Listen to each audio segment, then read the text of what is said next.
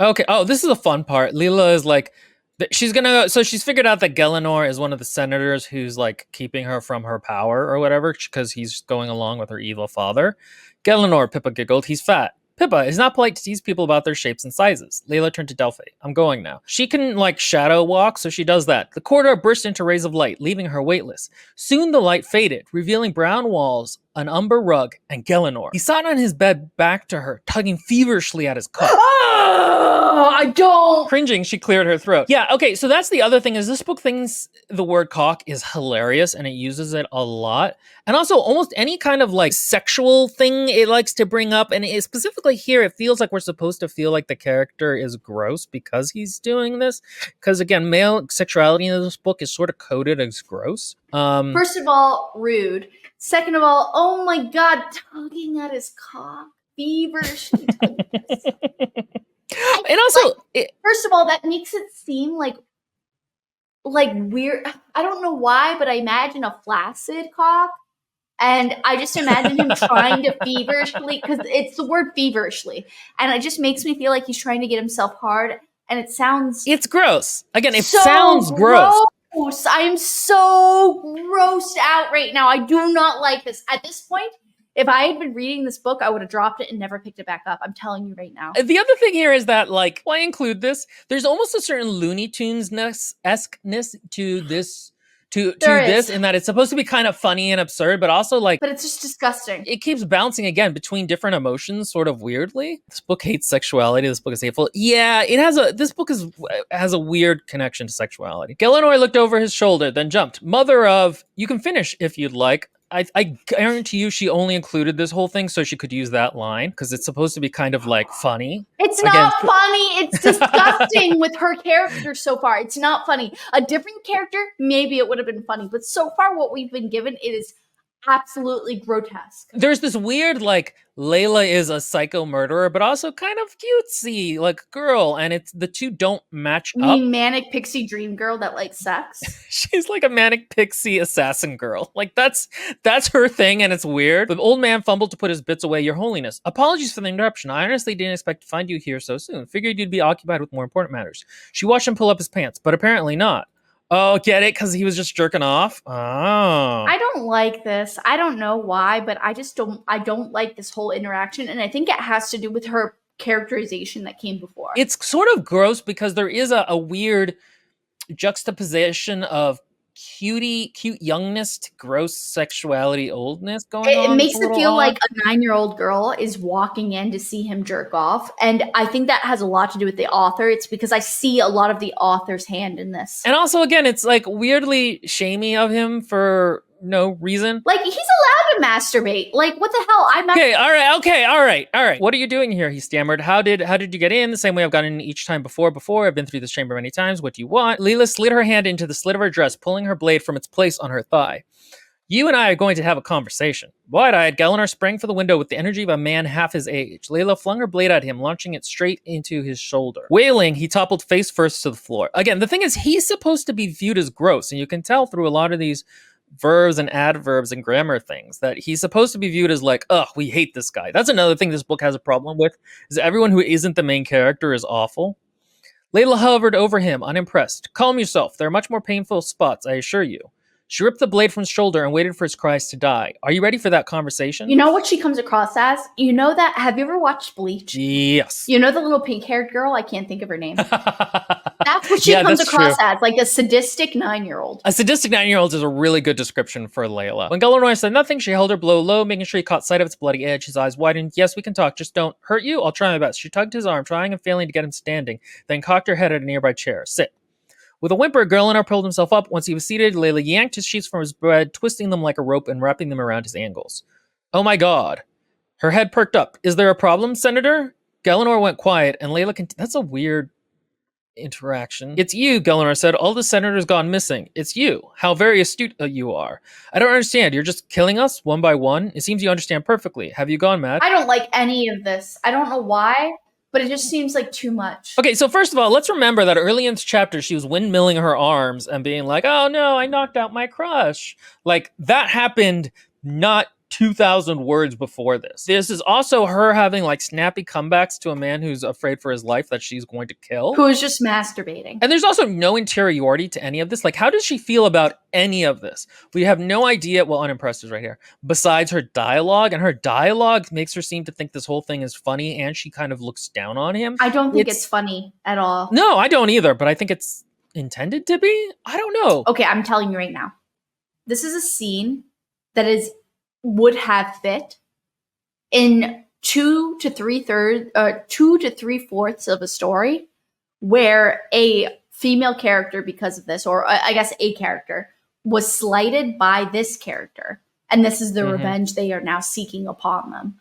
And that would make sense then, when already there had been some type of like horrible thing done to them. So this is now supposed to seen as like vindictive revenge, but it's vindictive revenge out of nowhere, which makes her seem insane. In the first chapter. Yeah, no, I've seen this in horror movies, and it's fun then because it's supposed to be trashy and not morally correct. But it's not funny. And also, in this there's been halfway through the movie, you've gone mad. Well, it's not as though you've left me any choice. You scoffed. You've imprisoned me in my own home, have taken all my authority, and now you've properly picked me apart. You wait for me to die, hover over my body like a flock of vultures, and on top of that, you leave me with no political means of disbanding you all. You're here to stay, and I have no say in the matter. If I can't cast you out through legal means, then surely I must cast you out through death. So, like, that's kind of... But the thing is, again, this is the first chapter, and you're now just telling us all this? It's just too much. I mean, before this, there's a scene where, like, the Senate, like, votes against her. It doesn't matter. It doesn't work well here. I imagine you're wishing you had revoked that law earlier today, she said. I can do that for you. You can go right now. Oh, that won't be necessary. I think I prefer it this way, to be honest. His eyes narrowed into slits. You twisted bitch. It's so stupid. I just don't think that's funny or cool or anything. Oh, wait. Lindbergh is saying Layla is giving us her evil villain speech. Yeah, no, it's totally an evil villain speech. I'm twisted, me? She laughed. You conspired to kill my mother. You conspired to kill me when I was just a child. And now you plan my death yet again. You long to steal my realm from my line, and you do it all at the expense of my people. People who are healthy and prosperous because of me. And I'm the twisted one for bearing my blade into your throats. You understand my duty, my birthright is to purge this realm of sickness and evil, and I have found the foulest evils in my very own palace in people like you. Okay, so this is actually worse than I remember. This is literally just a villain speech. Like... This is like, oh, I can see the villain is pretending to have good reasons for what they're doing, but actually they're bad. Like, that's what this would feel like in any other work. It still feels that way. I'm sorry. She comes across as the villain in this scene, and I would think that she was not a main character. I would think that she was the main villain. This is a prologue, and then the next chapter would be the main character. You know what? That's really true. Because this is she's just a bad person. She's murdering him. And something I talked about is like in the actual review is like, okay, maybe these people are working against her, but does that mean they should die? They deserve to die? And especially like we have no interiority here too, either where we feel like this is a difficult thing for her to do, or she's having to deaden herself against doing it. All of this feels... We get no emotion, so it feels like she's not affected by any of this, which she isn't. She's a sociopath. And the thing is like, you might argue, but it's interesting to read from that character's perspective. No, it's not like this. All of Martin's characters from a series that I don't know what the name of are like this, where you can see them justify a lot of their actions in text. But that's also a world that's set up for that kind of nuance, and is also... You're not really supposed to root for Jamie all the way through the books, you know? Like, you're not supposed to vote. Like, there's an understanding of subjectivity in the narrative that isn't here. This book is not doing that. The book clearly thinks she's in the right all the way through 900 pages. That's the problem. Oh, Lindbergh had said that Moreci clearly feels like Layla is a girl boss. That's not Lindbergh. That's Valerie. Oh, I get the sense Moreci thinks Layla is a girl boss. Yeah, that is the vibe you get through this entire book. There is no... her dealing with maybe murdering people is a bad thing of like a concept. You are the savior said, a woman of light and purity, not of murder. Senator, I was born in death. You and your men made it so. I was molded by it, born to it. I did not see the light until I was a man. I was about to say, I didn't look up because I was peeling a banana. And as I looked up, I was like, he must be kidding. Because I was like... The senator went silent, his mouth hanging open stupidly. You're going to answer a few questions for me, she said. If you're going to kill me, why should I answer anything? Layla slammed her blade into the senator's hand, nailing it to his armrest. He howled in agony, but Layla was immune to the sound, to the blood. Again, no emotional reaction. Why is she immune Why to was this? she immune to this? A large sum of coin has been transferred from the vault. Where is it going? Oh, sum of coin. Again, my favorite abstract thing I that knew you writers were gonna do. say that. I hate knew it. A large sum of coin. It isn't even like a large amount of gold or like a lot of gold. That would at least be a little bit better. No, she hasn't built enough to create a monetary system. It's fine. But just come up with a name for your, like, crowns even would be better. The man moaned, squirming in his restraints, but he said nothing. She ripped the blade from his hand, sending him reeling again. He's in a chair, so I don't know how that works, but okay.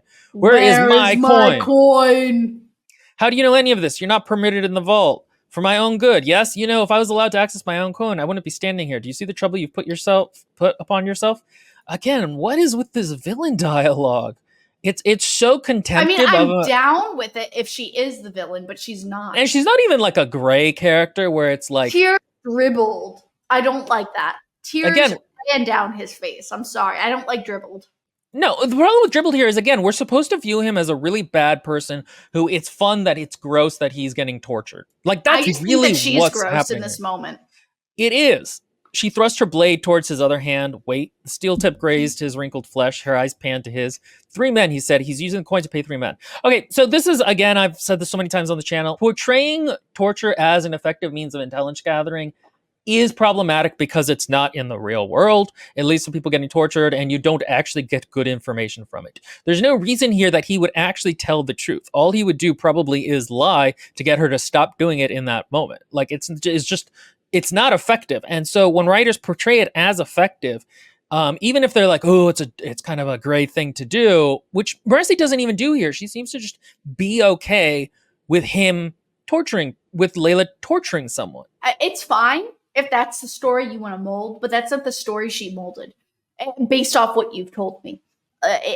This is supposed to be a hero's journey, but it doesn't come across as a hero's journey. And that, again, is fine. But you have to frame it in the right way. She actually has no arc through this book. She will be the same character at the end of the book that she was at the beginning. This is bringing back to me all my rage about this book and like how morally gross it is. She keeps doing stuff. Slim's for Grammy's Hard and Tight. Lindbergh says all Moreci's characters do this thing where their moods and personalities do not persist through scenes, but rather they flop to show what Moreci wanted from that scene, which I can see. Yeah, it's really true. She tightened her grip and putrid green spilled from his pores. Remember, she can see colors for whatever reason. Each emotion carried a color, and his, like every other man of his kind, was repulsive. She studied his rotten hue, the fear of a man who had played his cards, who had nothing left to give. This is giving me vibes of like a villain grabbing like a fruit and crushing it in his hands and being like, disgusting. Please, I've told you everything, he stammered. I'm useless. Layla hesitated, then dropped her hands. I believe you. I do like that interaction a lot, if it had been any other circumstance. If she's a villain, this is an okay interaction. She's not. Please, I've told you everything. I'm useless. I believe you. And you don't know what she's referring to. But obviously you do. He lets out a relieved breath. Thank you, Your Holiness. Thank you. She slammed her blade into his throat. Blood poured from his neck, saturating the front of his tunic. As his life drifted away from the river of red, his eyes locked with hers. Layla frowned. Oh, don't give me that look. After all, you are useless to me. His stare went vacant, his body an empty vessel. Yanking her blade from his flesh, Layla called over her shoulder. Oh, Delphi, I've made like another this. mess. Let me clean it up with you. This is so sociopathic. It is. I don't like it. I don't like it at all. Gosh, this is so much grosser than reading it is so much grosser than listening to it. It is a great villain scene. It's a but great villain scene. like an irreparable villain who's going to be a bad guy. It's a sociopath villain. Like it's such a sociopathic scene. All right, can we end this here because goddamn. Yeah, that was a lot. How do people read this book and think it's... I don't know. That I have not read this book at all. I don't know anything about this author, pretty much, except for like brief little tidbits thrown about in commentary that I've seen off the side from Will and Maria's videos. And I can tell you, I don't like this. I don't like the character. I think she's disgusting. I don't root for her. And so if you are trying to create a book where you don't root for the main character so far, you've done a great job. But if that's something you were going for, I think you have failed epically. I have read this entire book, and reading it instead of listening to it, or maybe just reading it again, this is so much grosser than I remember. It's sociopathic. Really? She's torturing a man who she views as gross, and she's looking down on him contemptfully, and she's making jokes at his expense as he's dying. Like, how is this supposed to be a good person? It's not a good person. It's a horrible person. Oh, that was weird. Okay. That was a really disgusting scene, honestly. Will, like, I was not expecting that. When you said that she killed someone at the end of this, I was like, okay, so it's going to be gross. And then we read it, and the cock thing instantly like threw me off, and I was like, I was not expecting that. And I just like, it reminds me of all the bad fan fiction I've read. I'm almost curious to go through. I'm not, because this book is way too long, but like go through the book and like count how many sociopathic things she does. Because you have to understand, this isn't like, there's no sense at any point in this book that what Layla is doing is bad, or that her feelings about it are bad, or that maybe she's putting up a mental shield to try to keep herself separate from it. There's literally, the author thinks Layla is a great person, and that even if she has to do difficult things, they're the right things to do. They're not like awful gray things. There's no comeuppance for any of this. This does not seem like a right thing to do. This seems like just your own pleasure. This is a very good villain introduction. I cannot overstate how much the book will not acknowledge this. But yeah, that's it for today, guys. I didn't realize this is going to end on such an awful scene.